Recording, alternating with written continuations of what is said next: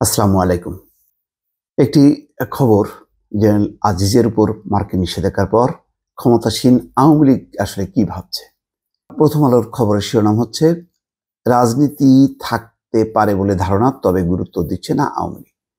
কিন্তু পুরো রিপোর্ট জুড়ে যেটি লক্ষ্য করলাম যে অবশ্যই তারা গুরুত্ব দিচ্ছে, ভেতরে তোলপাড় হচ্ছে। আওয়ামী লীগ এখন বুঝতে পারছে যে বিএনপি যে কথাটি বলছে যে যুক্তরাষ্ট্র তার অবস্থান থেকে সরে আসেনি, অন্তত জেনারেল আজিজের উপর নিষেধাজ্ঞার পর তারাও অনুভব করছে যে হ্যাঁ, যতই তারা মুখে বলুক না কেন যে সম্পর্ক তারা এগিয়ে নিতে চায়, নতুন নতুন ইস্যুতে কাজ করতে চায়, কিন্তু মার্কিন যুক্তরাষ্ট্র তার পূর্বতন যে অবস্থান, অর্থাৎ গণতন্ত্র, মানবাধিকার, নির্বাচন বিষয়ে তারা যেই কথাটি বলে এসছে গত 1.5-2 বছর ধরে, সেই অবস্থানেই অবিচল আছে। জেনারেল আজিজের উপর নিষেধাজ্ঞা তার অন্যতম প্রধান কারণ। নিষেধাজ্ঞার বিষয়টি যদিও একেবারে খুব যে চমকে উঠেছে বা একেবারেই অজানা ছিল তা না। এটি অনেক আগেই এসছে, 2021 তখন বা তার পরবর্তী সময়েও আলোচনায় এসছে যে মার্কিন নিষেধাজ্ঞা দেয়া আছে।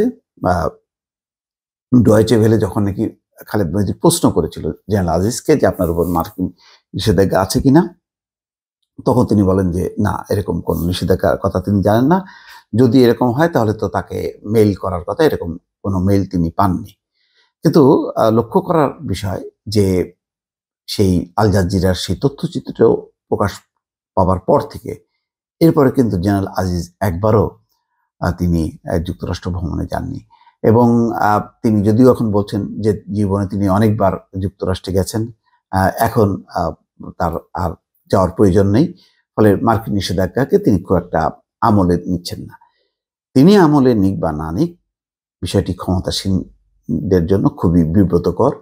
কেননা তারা যেভাবে জোরে সোরে বলে আসছিল যে মার্কিন যুক্তরাষ্ট্র তার অবস্থান থেকে সরে এসছে, তারা এখন সম্পর্ক উন্নয়ন করতে চায়, এই ঘটনার মধ্য দিয়ে বোঝা যাচ্ছে যে না, তারা তাদের অবস্থান থেকে সরেনি। অবস্থানটা বজায় রেখেই তারা সরকারের সঙ্গে একভাবে সম্পর্ক টিকিয়ে রাখতে চায়। এখানে বলা হচ্ছে যে আওয়ামী লীগের 2জন নেতা এবং মন্ত্রিসভার একজন সদস্যের সঙ্গে বিষয়টি নিয়ে কথা হয়। তারা মনে করছেন এর পেছনে যুক্তরাষ্ট্রের রাজনৈতিক উদ্দেশ্য থাকতে পারে, কিন্তু বিষয়টি নিয়ে সরকার বা আওয়ামী লীগের বিচলিত হওয়ার কিছু নেই। এটা নিয়ে দল বা সরকারের আনুষ্ঠানিক কোনো আলোচনাও নেই, আনুষ্ঠানিক কোনো প্রতিক্রিয়াও তারা জানাবে না।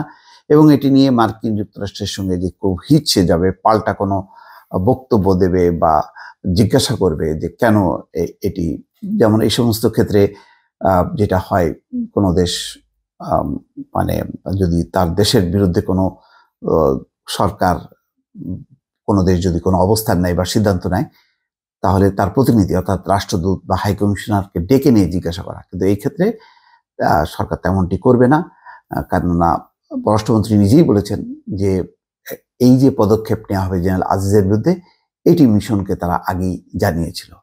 তার মানে তারা খুব লুকোছাপা এখানে ছিল না। তবে এমন একটা সময় জিনিসটা প্রকাশ পেল যখন দেখি সরকার মনে করছে বেশ তারা স্থিতিশীল অবস্থায় আছে, কোনো চিন্তার কোনো কারণ নেই, কিন্তু হঠাৎ করে এই ইস্যুটা সামনে আসাতে যথেষ্ট পরিমাণ সরকার বিচলিত হয়েছে। অন্তত মুখ রক্ষা তাদের হলো না। এটা বড় গলায় যখন কথা বলবে যে না, ডোনাল্ড লু এসে সম্পর্ক স্বাভাবিক করে গেছে, সম্পর্ক উন্নয়নের দিকে নিয়ে যাচ্ছে, যুক্তরাষ্ট্রের সঙ্গে বাংলাদেশের সম্পর্ক একেবারে মানে খুব চমৎকার পর্যায়ে চলে যাচ্ছে, তেমনটা তারা বলতে পারছে না।